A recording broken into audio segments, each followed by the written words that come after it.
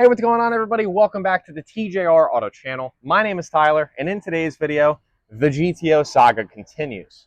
Now, for those who were tuned into last week's episode, we left off with this. We had to drop the entire rear cradle out of the car, and we found out that the subframe is basically toasted. It's cracked, it's torn, it's a mess.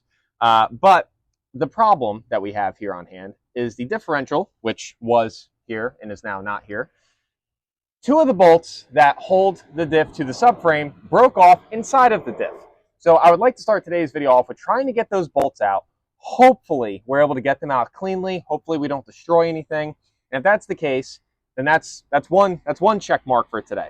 The second check mark is going to be cracking the diff open and making sure it's healthy. And if those two things check out, we're in great shape. And if they don't check out, we're in bad shape, because I don't want to buy another diff.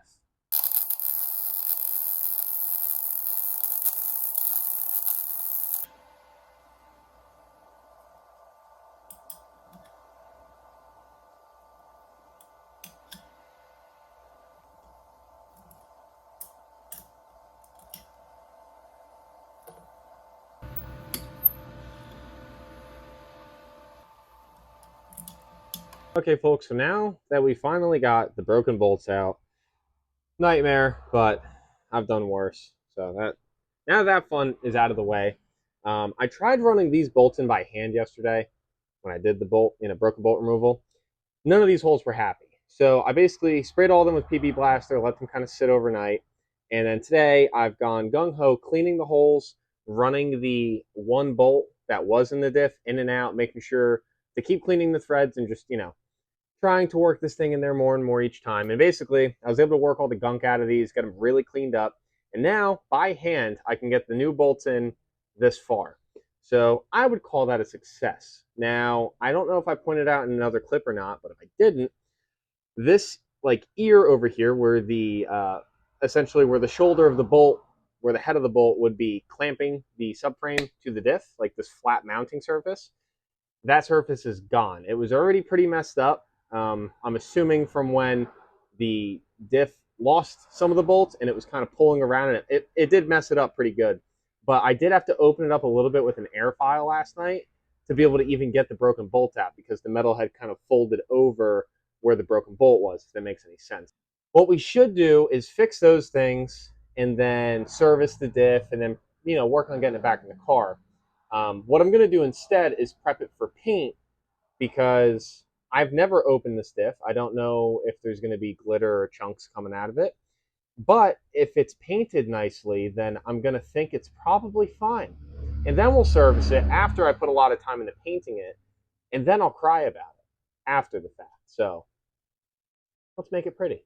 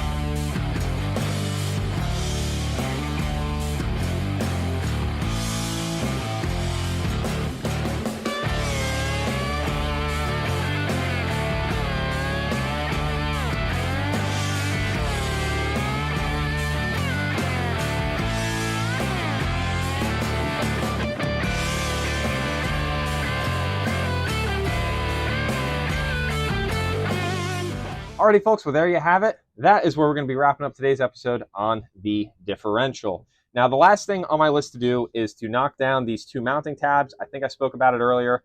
I'm just going to take my time with the air file, knock them down nice and flat, and make sure that I don't take off too much material, but take off just enough that if I put a washer on top of the diff, it would be level with the corresponding bolt hole across from it. So it's not rocket science, but there's no point in me boring you with doing that. So I'm going to do that off camera, but basically the diff is ready to go back in the car, which is awesome.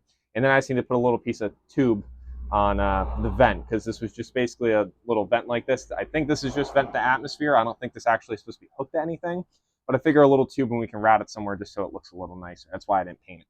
But anyways, like I said, I'm very, very happy with the results of this.